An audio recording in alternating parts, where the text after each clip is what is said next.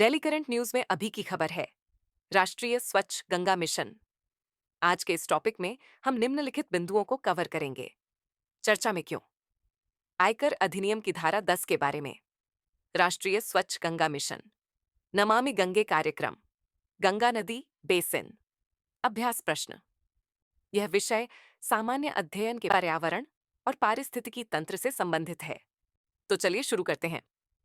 हालिया खबर के अनुसार केंद्रीय प्रत्यक्ष कर बोर्ड यानी सीबीडीटी ने आयकर अधिनियम 1961 की धारा 10 के खंड 46A के अंतर्गत राष्ट्रीय स्वच्छ गंगा मिशन को एक प्राधिकरण के रूप में अधिसूचित करके कर छूट प्रदान की है।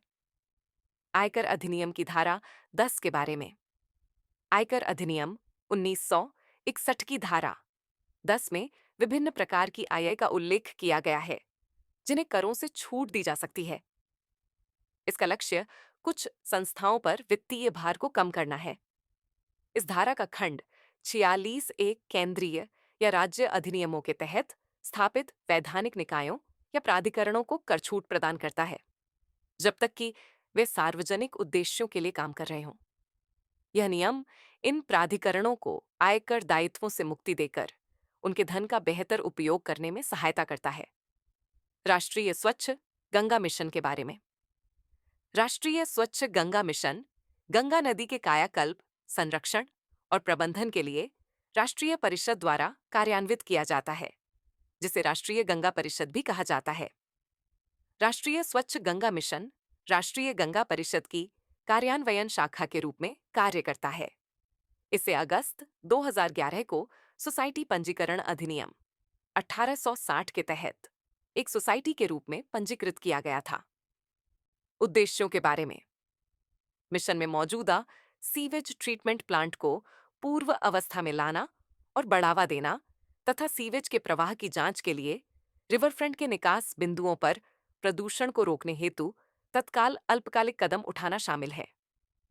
प्राकृतिक मौसम परिवर्तन में बदलाव के बिना जल प्रवाह की निरंतरता बनाए रखना, सतही प्रवाह और भूजल को बढ़ाना तथा उसे बनाए रखना, क्षेत्र की प्राकृतिक वनस्पतियों के पुनर्जीवन और उनका रखरखाव करना, गंगा नदी बेसिन की जलीय जैव विविधता के साथ साथ तटवर्ती जैव विविधता को संरक्षित और पुनर्जीवित करना। आइए अब जानते हैं नमामि गंगे कार्यक्रम के बारे में। यह एक एकीकृत संरक्षण मिशन है जिसे जून 2014 में केंद्र सरकार द्वारा फ्लैगशिप कार्यक्रम के रूप में अनुमोदित किया गया था। इसका उद्देश्य राष्ट्रीय नदी गंगा के प्रदूषण में प्रभावी कमी, संरक्षण और पुनरुद्धार के दोहरे उद्देश्यों को पूरा करना है। गंगा नदी बेसिन के बारे में, गंगा नदी बेसिन भारत में सबसे बड़ा है, जो देश के 27% भूभाग को घेरता है। गंगा बेसिन भारत, तिब्बत, चीन, नेपाल और बांग्लादेश में 10,86,000 वर्ग किलोमीटर के क्षेत्र में फैला हुआ है। भारत में यह उत्तर प्रदेश, मध्य प्रदेश, राजस्थान, बिहार, पश्चिम बंगाल, उत्तराखंड, झारखंड, हरियाणा, छत्तीसगढ़, हिमाचल प्रदेश और केंद्र शासित प्रदेश दिल्ली को कवर करता है। इसका उद्गम हिमालय में गंगोत्री हिमनद के हिम क्षेत्रों से होता है। बेसिन का अधिकांश भाग लगभग 65.57% कृषि के लिए उपयोग किया जाता है, जबकि जल निकाय 3.47% क्षेत्र को कवर करते हैं। अब अंत में देखते हैं आज के अभ्यास प्रश्न को। गंगा नदी बेसिन के संदर्भ में निम्नलिखित कथनों पर विचार कीजिए। पहला, गंगा नदी बेसिन भारत में सबसे बड़ा है, जो देश के 27% भूभाग को घेरता है।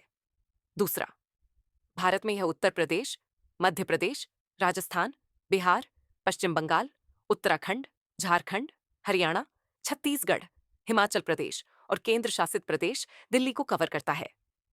उपर्युक्त में से कौन सा या कौन से कथन सही है या है?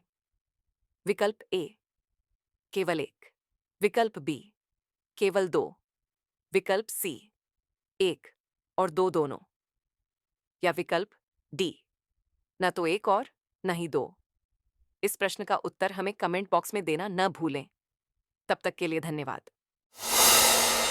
डियर व्यूअर्स, अपने एग्जाम की तैयारी को और बेहतर करने के लिए हमारे चैनल को लाइक, शेयर और सब्सक्राइब करना न भूलें।